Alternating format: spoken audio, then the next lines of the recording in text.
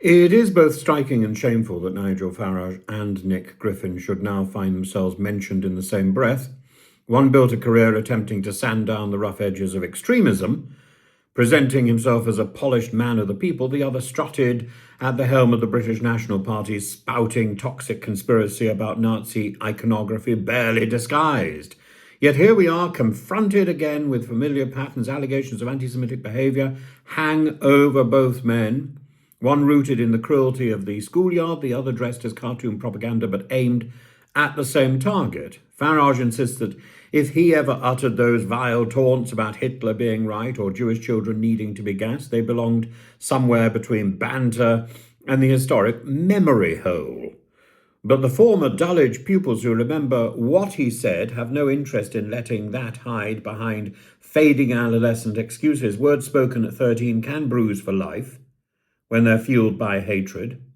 And the Prime Minister has urged Farage to seek out those he targeted, look them in the eye and apologise. That's not political theatre. That is a test of character. Either he is the leader who claims to defend British Jewish life, or he is the boy who hissed like a gas chamber and now feigns selective amnesia. Griffin represents something even darker. He was an adult, a public figure, a member of the European Parliament with tens of thousands of followers, and still he found it acceptable to publish a grotesque image portraying Jews as a giant spider, a chilling throwback to propaganda that preceded the gas chambers themselves. It was a clumsy bit of satire. If it was satire, I don't think it was satire. I think it was the same old hatred, lazy yet lethal, the sort that conditions minds to treat human beings as pests. He now faces a private prosecution for stirring up racial hatred, and if convicted, it will not be a punishment handed down for a childish lapse in judgment. It will be a reckoning for a lifetime spent courting racist abuse. It would be comforting to imagine that Britain has moved beyond this. The anti-Semitism has been driven back by the margins where figures like Griffin lurk, but these stories remind us that bigotry is rarely confined to one political tradition. Populists often trade in the language of grievance, and grievance always seeks a villain. The Jews have been cast as villains for millennia, blamed for everything, from banking to pandemics.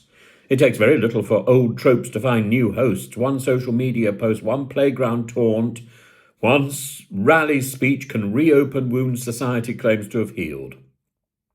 There is a moral line that neither Farage nor Griffin should be permitted to blur. Hatred that targets Jewish families is not a youthful mistake, nor a stray meme. It's an act that degrades the person who delivers it and the society that indulges it. Apology where due must be direct, humble, without qualification. Accountability, where required, must be administered by a court of law. But beyond those responses lies something every decent citizen must apply: public honesty about what this is. It is bigotry, it is cruelty, it's a warning. We've seen it before.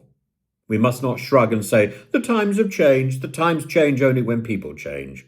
And Griffin should face justice, and Farage should do more than deny. He should atone, as the Prime Minister recommended, and the rest of us must defend the principle that British Jews belong without condition, without question, without ever needing to listen to the echoes of a hatred that should have died in the middle of Europe 8 decades ago. The test of a nation is how it responds, not to polished speeches, but to the small and shameful realities that reveal a leader's heart.